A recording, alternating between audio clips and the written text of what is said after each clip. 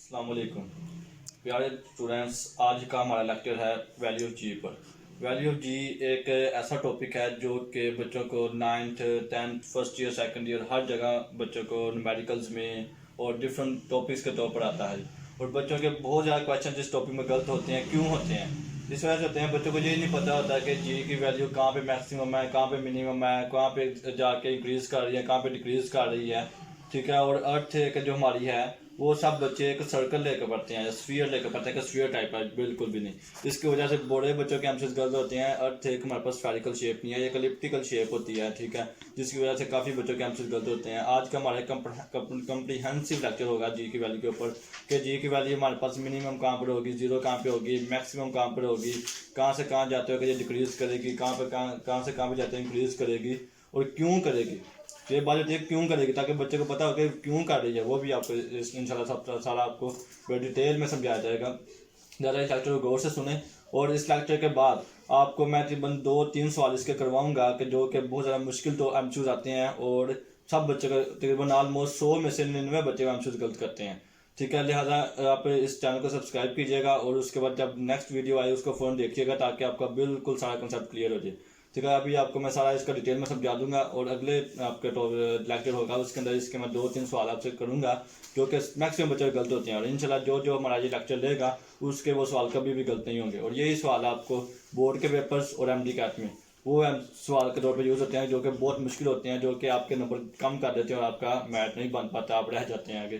कि कब कुछ बच्चे जीसी का जाने से रह जाते हैं और कुछ बच्चे एमबीबीएस में एडमिशन लेने से रह जाते हैं। अगर इन क्वेश्चन पे आपने बहुत ज़्यादा गौर करनी है। ये एमसीक्यूज जो होते हैं यही इंसान को नीचे लेके जाते हैं। ज़्यादा हम स्टार्ट करते हैं आज का लेक्चर जो क्या है ग्रेविटेशनल एक्सेलरेशन पर।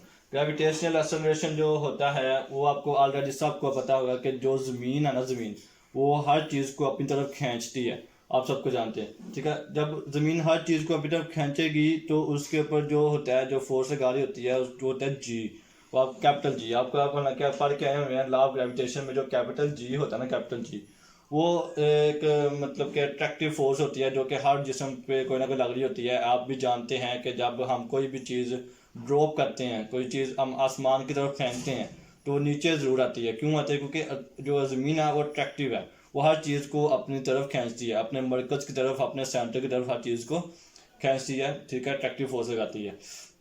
तो जिस स्पीड से, जिस एक्सेलरेशन से वो नीचे आता है, जिस एक्सेलरेशन से कोई चीज़ नीचे आती है उसको हम कहते हैं ग्रेविटेशनल एक्सेलरेशन।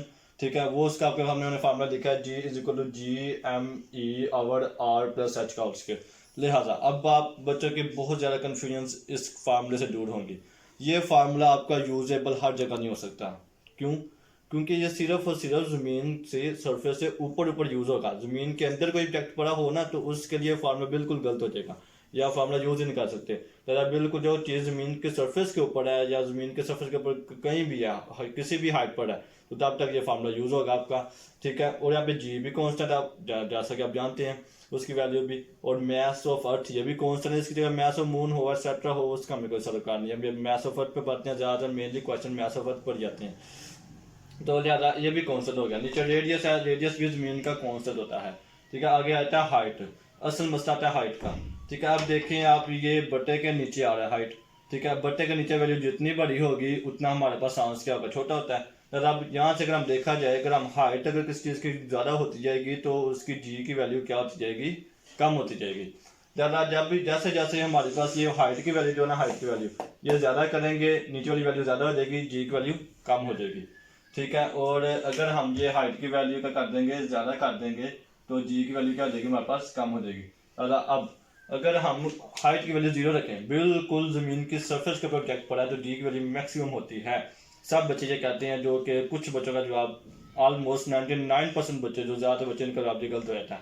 सरफेस ऑफ अर्थ पर जी की वैल्यू मैक्सिमम नहीं होती, होती है नहीं होती, ये बच्चे कंफ्यूज होते हैं। कुछ बच्चे लड़ाई कर देते हैं नहीं होती है, कुछ कहते हैं नहीं होती।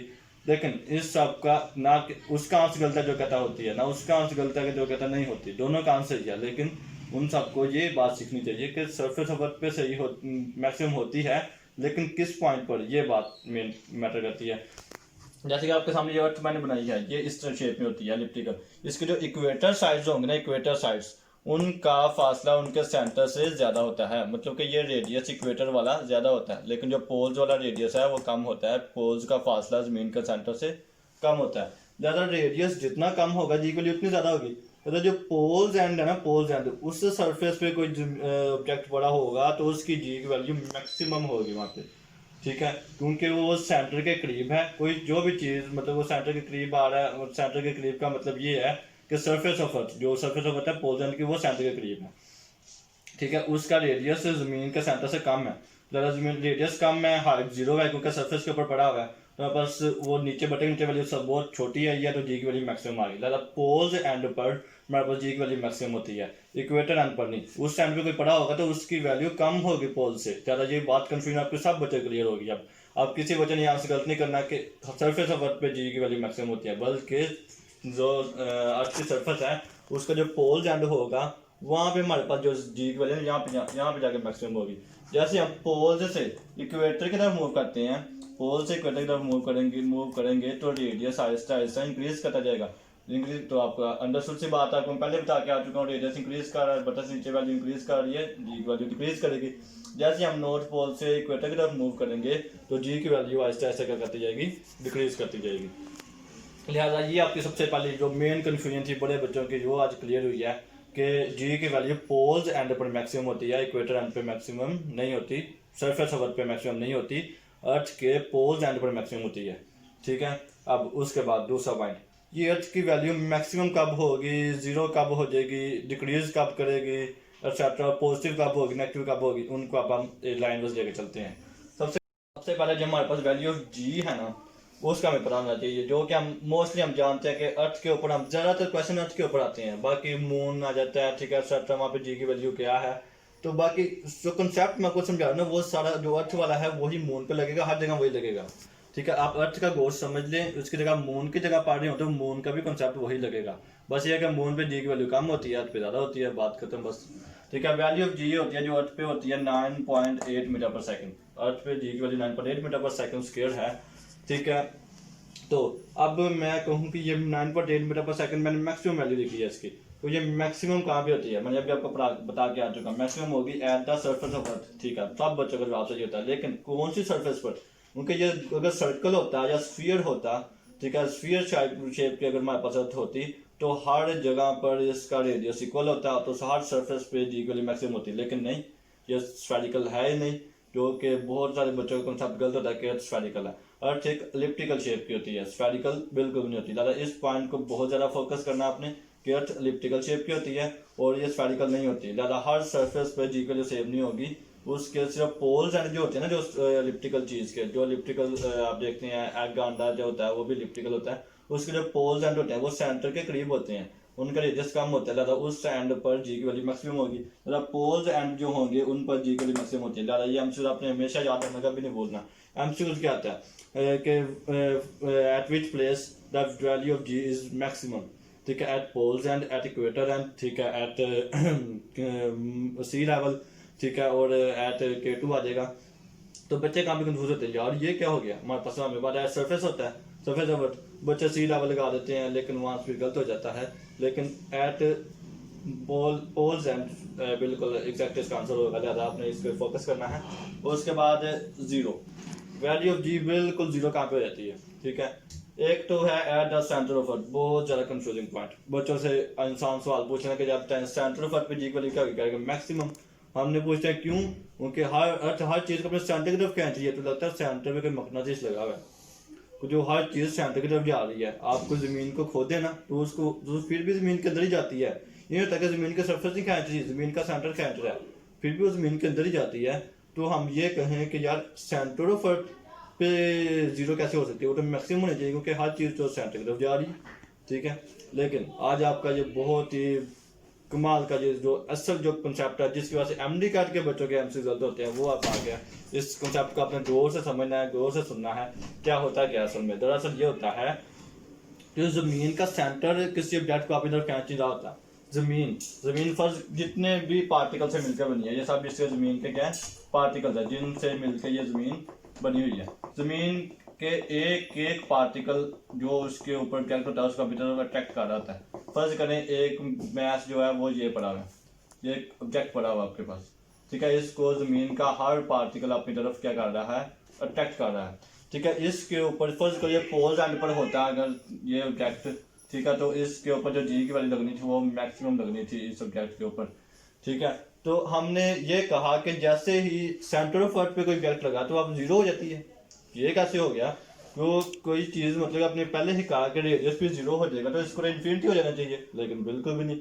मैंने आपको पहले ही कहा था कि सरफेस ऑफ अर्थ के ऊपर ये फार्मूला लगेगा, सरफेस ऑफ अर्थ के ऊपर आपका ये फार्मूला लगेगा। जैसे हम जमीन के अंदर जाएंगे तो ये फार्मूला वैलिड नहीं होगा। लिहाजा ये फार्मूला है जो कि जमीन के नीचे जाए तो आपका एप्लीकेबल होगा, ये वाला formula below the surface of अर्थ, ठीक है। यहाँ पे जाकर जो एक्स है, एक्स वो डिस्टेंस होगा जो कि आप जमीन का कवर करके आ चुके हैं। ये फर्ज करें इतना डिस्टेंस आपका ये ऑब्जेक्ट आप यहाँ से मूव करके यहाँ पे आ चुके हैं, ठीक है, यहाँ पे आ चुके हैं। तो ये तो आपका रेडियस फिक्स है, ठीक है, रेडियस आपका ये फिक्स है, ठीक है। तो अब ये जो आप डिस्टेंस कवर करके आ चुके हैं ये आपका एक्स है, ठीक है। जब x को, ठीक है, आपने r पे डिवाइड करना है, x की वैल्यू आपको पता है ऑलरेडी कम है और r की वैल्यू ऑलरेडी मतलब बड़ी है, ठीक है, छोटा आएगा, ठीक है। मतलब कि अब आपको ये बात समझ आएगी जो हम जमीन के जब नीचे जाएंगे तो g का फार्मूला ऑलरेडी चेंज हो जाएगा, ठीक है। और आंच जो आएगा वो 1 से हमेशा छोटा आएगा। जब 1 से हमेशा कोई छोटी चीज़ आती है तो उसको हम किसी 10 से मल्टीप्लाई करेंगे, 0.7 को 0.8 को, तो आंच हमारे पास 10 से छोटा ही आएगा। जब हम जी को 1 से छोटी रकम से मल्टीप्लाई करेंगे तो वहाँ जी से कम आएगा। लिहाजा हम अगर एक्स मतलब कि अगर हम जमीन से नीचे आते जा रहे हैं तो जी की वैल्यू कम होती है क्योंकि हमने 1 से माइनस करना है उस रकम को, ठीक है। तो जब हम 1 से माइनस करेंगे तो रकम हो जाएगी 1 से छोटी, पॉइंट में चल जाएगी। जब पॉइंट्स में कोई रकम 0.7, 0.8, 0.9, 0.5, 0.4 कुछ भी हो, उसको जब 9.8 वैल्यू से मल्टीप्लाई करेंगे तो वहाँ से हमेशा 9.8 से कम आएगा। लिहाजा हमें ये बात फार्मूले से प्रूव हो गई है कि हमारे पास जो आर्म्स है अगर हम सरफेस ऑफ अर्थ से नीचे जा रहे हैं तो जी की वैल्यू कम आएगी। तो आएगी कैसे, अब आपको मैं समझाता हूँ। जब हमारा ऑब्जेक्ट यहाँ पे इस पॉइंट पे आ गया था तो जमीन का हर पार्टिकल इसको अपनी तरफ अट्रैक्ट कर रहा है, ठीक है, मैं भी मानता हूँ हर पार्टिकल अपनी तरफ अट्रैक्ट कर रहा है। लेकिन जो पार्टिकल्स इसके ऊपर रह गए हैं, ये पार्टिकल इसको अपनी तरफ अट्रैक्ट करेंगे, ये बात सोचने वाली है। ये इसको कहेंगे कि नीचे ना जाओ बेटा ऊपर आओ, ये उनको अपनी तरफ अट्रैक्ट करेंगे, इसको अपनी तरफ अट्रैक्ट करेंगे। लेकिन जो पार्टिकल ये थे इसके नीचे वाले उसको अपनी तरफ अट्रैक्ट कर रहे हैं, वो पार्टिकल बहुत ज्यादा थे जिसकी वजह से वो नीचे मूव कर रहा था, ठीक है। वो पार्टिकल बहुत कम थे जिसकी वजह से वो ऊपर मूव कर रहा था। लिहाजा वो पार्टिकल जो थे पहले पूरी जमीन इसको अपनी तरफ अट्रैक्ट कर रही थी सब्जेक्ट को, तो जी की वैल्यू मैक्सिमम आई। अब कुछ हिस्सा इसको अपनी तरफ अट्रैक्ट ऊपर की तरफ कर रहा है, ऑपोजिट कर रहा है, कुछ हिस्सा अपनी तरफ नीचे की तरफ कर रहा है, कुछ ऊपर की तरफ कर रहा है, जरा हिस्सा नीचे की तरफ कर रहा है। जी की वैल्यू कुछ थोड़ी सी कम हो जाएगी 9.8 से, लेकिन कम जरूर होगी।